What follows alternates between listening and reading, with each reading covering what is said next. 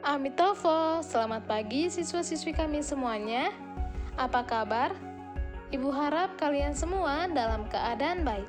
Hari ini judul literasi kita Sayembara Sang Putri. Kita sama-sama menontonnya ya. Selamat menonton. Sayembara Sang Putri. Selepas kepergian keenam kakaknya ke kayangan, Putri bungsu mencari sayapnya seorang diri. Bukit yang terjal dan penuh dengan bebatuan tidak lantas membuat Putri bungsu berkecil hati untuk mencari sayapnya. Niatnya yang cukup besar untuk mencari sayapnya menunjukkan bahwa ia pribadi yang pantang menyerah. Pribadi yang dimiliki oleh Putri bungsu itu merupakan hasil didikan Sang Sultan selama di kayangan. Sang Surya tampak kembali ke peraduannya sehingga langit mulai gelap. Namun, Putri bungsu tidak juga menemukan sayapnya. Ia mulai berpikir sayapnya tidak akan hilang begitu saja. Sembari melakukan perjalanan ke atas bukit, ia menyimpulkan bahwa sayapnya telah dicuri dan disembunyikan. Hanya manusia biasalah yang mempunyai akal dan perasaan untuk bisa melakukan itu semua. Beberapa saat kemudian, sampailah ia di atas bukit. Lalu ia berteriak, "Hai manusia bumi yang menyembunyikan sayapku, tolong berikan kepadaku. Jika engkau seorang perempuan, aku akan menjadikanmu sahabat. Apabila engkau laki-laki, aku rela menjadi istrimu seumur hidup." Tiba-tiba Loweri Hulan muncul dan mengatakan, "Wahai putri kayangan, apakah engkau mencari benda ini?" Sembari menunjukkan sayap Putri bungsu. "Maafkan saya putri, saya tidak bermaksud untuk mencuri dan merugikanmu.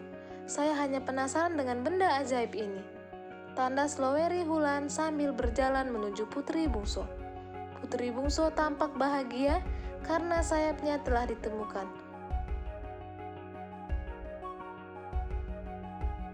Harapannya untuk kembali ke kayangan akan segera terwujud.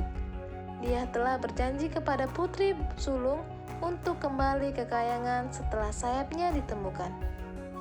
Pelajaran untuk selalu menepati janji sudah menjadi pedoman hidupnya sebagai keluarga istana kerajaan. Namun, di sisi lain terbesit rasa khawatir akan sayembara yang telah dia ucapkan. Tak terelakkan lagi, Loweri Hulan menanyakan sayembara yang telah diucapkan oleh Putri bungsu. "Apakah sayembara putri masih berlaku untuk manusia pencuri sepertiku?" Tampak Loweri Hulan merendahkan dirinya sebagai manusia biasa yang tak luput dari kesalahan. Putri bungsu pun menjawab dengan lantang, "Wahai manusia, pedoman hidup saya adalah menepati janji yang telah kuucapkan sendiri. Oleh karena itu, saya akan menjadi istrimu."